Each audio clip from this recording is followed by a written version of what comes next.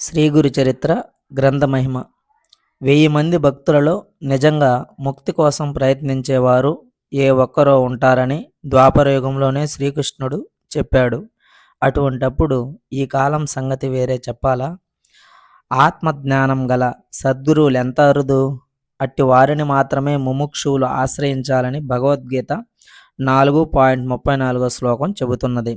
అయితే వారిని గుర్తించి ఆశ్రయించేదెలా?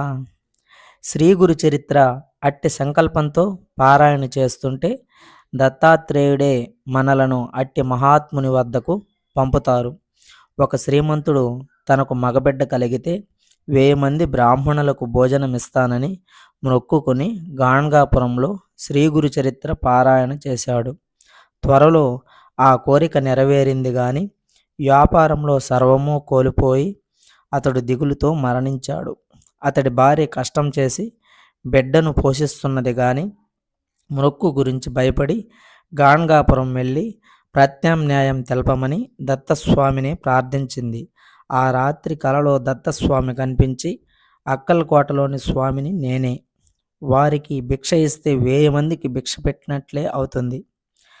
ఆమె అక్కల్కోటలో స్వామిని దర్శించగానే వారు భిక్ష కోరి ఆరగించి, అమ్మ 1000 మంది బ్రాహ్మణులకు భోజనం ముట్టింది అని అన్నారు. శ్రీ దత్తానుగ్రహం వలన ఆమె కోరిన ప్రత్యామ్నాయానికి తోడు సద్గురు దర్శనం కూడా లభించింది. తలంగపూర్ గుజరాత్లో కళ్యాణ్జీ అనే ఒకరుండేవారు. వివాహమైన కొద్ది కాలానికి అతడు విరాగి అయి సద్గురు కోసం శ్రీ గురు చరిత్ర పారాయణ సాధన చేసేవాడు. ఒకప్పుడు ఒక సాధువు కనిపించి శ్రీ వాసుదేవానంద స్వామిని ఆశ్రయించమని చెప్పాడు. నర్మదా నదీ తీరాన ఉన్న ఆ స్వామిని అతడు దర్శించగానే ఆయన కళ్యాణ్జీని గృహస్థగా ఉంటూనే సాధన చేయమని చెప్పారు. త్వరలో అతడు సిద్ధుడై గోదావరి తీరాన గోంజ్లో స్థిరపడి శ్రీ గాండా మహారాజ్గా ప్రసిద్ధి చెందాడు. పాండురంగని అనుగ్రహం 1898లో జన్మించిన తమ బిడ్డకు తల్లిదండ్రులు ఆ పేరే పెట్టుకున్నారు. అతని తల్లి 8వ ఏట నరసోబావాడిలో ఉన్న వాసుదేవానందుల దర్శనానికి తీసుకెళ్ళింది. అతడు ఈ యతీశ్వరుని కౌగులించుకొని నేను మీవాణ్ణి అని అన్నాడు. నాటి నుండి అతడు వారినే ధ్యానించేవారు. ఒక రాత్రి కలలో శ్రీ గురు చరిత్ర పారాయణ చేయి అని వినిపించింది.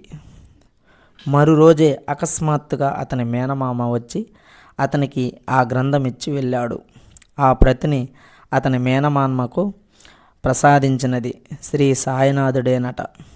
పాండురంగడు చాలా కాలం దానిని పారాయణ చేసి దత్తస్వామి స్వప్నం సందేశాన్ని అనుసరించి సన్యసించారు. దత్తస్వామి చూపిన అంగది స్వామి అనే మహనీయుడు ఆదేశించినట్లు రంగుడు శీతోష్ణాలు లెక్క చేయక కౌపీన దారి అయి ఏకాంతముగా తపస్సు శ్రీ గురు చరిత్ర 108 సార్లు పారాయణం చేసి సిద్ధుడై శ్రీరంగనాథ్ అవధూతగా నాగేశ్వర్లో స్థిరపడ్డారు. చాలీస్గావ్ ఖాండేస్లో శంకర శాస్త్రి కుమారుడు మార్తాండ్ 11వ సంవత్సరం నుండే శ్రేష్టమైన గురువు దొరకాలన్న దీక్షతో సంధ్యావందనము పూజ శ్రీ గురు చరిత్ర పారాయణ చేశాడు. క్రమముగా అతడు నిరాహారి అయి తండ్రి అనుమతి ఆశీస్సులతో ఒక గదిలో ఏకాంతవాసం చేశాడు. ఎన్నాళ్లకు తన ఆశయం సిద్ధించలేదని ఒకరోజు అతడు దుఃఖిస్తుంటే అకస్మాత్తుగా అతని ఎదుట శ్రీ వాసుదేవానంద స్వామి ప్రత్యక్షమై నీవింత కఠోరమైన దీక్ష ఎందుకు చేస్తున్నావు అని అడిగాడు. నేను చాతుర్మాస వ్రతం భంగం చేసుకురావలసి వచ్చింది అన్నాడు. ఆయనను మంత్రోపదేశించమని కోరగా స్వామి అలానే చేసి అంతర్హితులయ్యారు. నాటి నుండి మంత్రజపము పూజ శ్రీ గురు చరిత్ర పారాయణ దత్తనామస్మరణతో నిరంతరం గడిపేవాడు. వివాహమై బిడ్డలు జన్మించాక భార్య మరణించింది. రెండవ భార్య కూడా అలాగే మరణించింది. ఆ తర్వాత శంకర శాస్త్రి యాత్రలో నర్మదా ప్రదక్షిణము చేశారు. ఆయనకు గిర్నార్లో దత్తస్వామి నవనాథులు అనసూయాదేవి దర్శనమిచ్చారు. పూణేలో గుజరాత్లో మౌని బాబా, రంగవధూత, నిత్యానంద, వజ్రేశ్వరి, బాపూరావు మహారాజ్ గారులను దర్శించి తరణేలో శ్రీ నానే మహారాజ్గా ప్రసిద్ధి చెందారు. రచయిత పరిచయం. 1973లో ఘాన్గాపూర్లో నిత్యము శ్రీ సాయిబాబా జీవిత చరిత్ర గురుగీత పారాయణ చేస్తూ కొద్ది రోజులున్నాడు. ఒకే రోజు ఒక మద్రాసీ సాధువు గారితో నేను ఇచ్చట భక్తులు శ్రద్ధతో భిక్ష ఇవ్వటం కోసం ఆనాడు స్వామి అలా చెప్పారేమో కానీ ఇన్ని శతాబ్దాలు తర్వాత ఆయన ఇంకా భిక్షకు ఎలా రాగలరు అన్నాడు.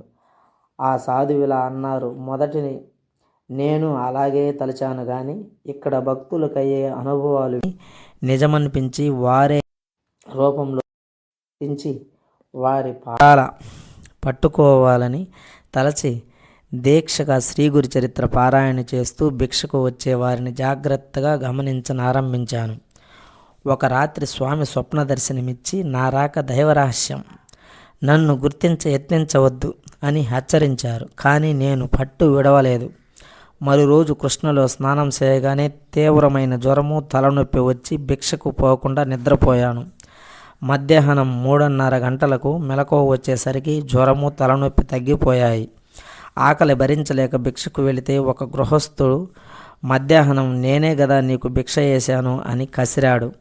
జరిగినది ఎంత చెప్పినా అతడు నమ్మలేదు. నాటి రాత్రి స్వామి మళ్ళీ స్వప్న దర్శనమిచ్చి నన్ను నీవేమి పట్టగలవు, నీ రూపంలో నేను భిక్ష చేశాను అని అన్నారు. ఆయన నేటికీ భిక్షకు వచ్చే మాట నిజం.